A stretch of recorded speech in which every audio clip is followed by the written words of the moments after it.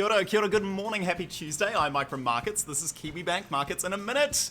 Straight to business this morning, the New Zealand dollar, it is higher. Yeah, marginally higher, I'll give you that. But yeah, it is still higher than where we left it last night, which was 66.75, closing level at 5 p.m. 66.8 is the opening 7 a.m. level this morning, and yeah, 66.93, that was the fresh multi-month high that we scratched overnight.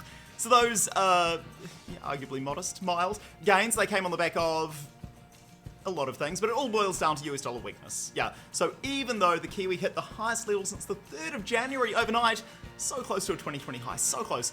In relative terms, Kiwi's performance was nothing special. Yeah, it looks good from the outside, assuming higher is good perspective, but against its peers, not that good, just average, in fact. Yeah, it's like that Beatles press conference where the reporter asked Lennon if Ringo was the best drummer in the world, and Lennon replied, Ringo wasn't even the best drummer in the Beatles. Yeah. Or it would be like that if that were true. Yep, it's an urban myth. Yeah, even though it sounds like it could be true, it's not real. Anyway, back to the market. So, pressuring the US dollar lower overnight, and by extension, giving a little nudge higher to the Kiwi and pretty much every other major currency out there. Essentially, expectation, positioning, preparation. Yeah, nothing really happened data or headline-wise overnight. But coming up this week, we have a lot, actually. Some heavy equity hitters presenting Q2 earnings, including Apple, Amazon, Alphabet, Facebook, arguably the heaviest of the heavy hitters. We also have the Fed, we have US GDP data, and probably firm details on a second US economic support package.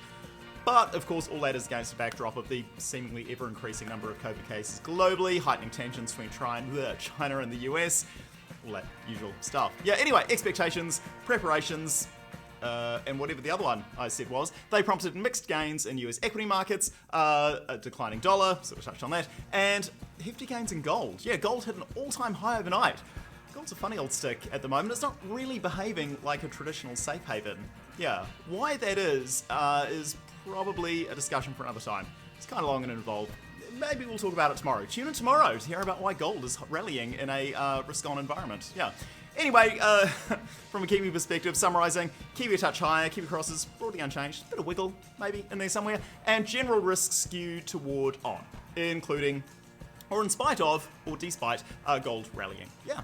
Okay, no major data set for the next 24 hours, so watch those headlines and have a wonderful Tuesday. Ka kite anō.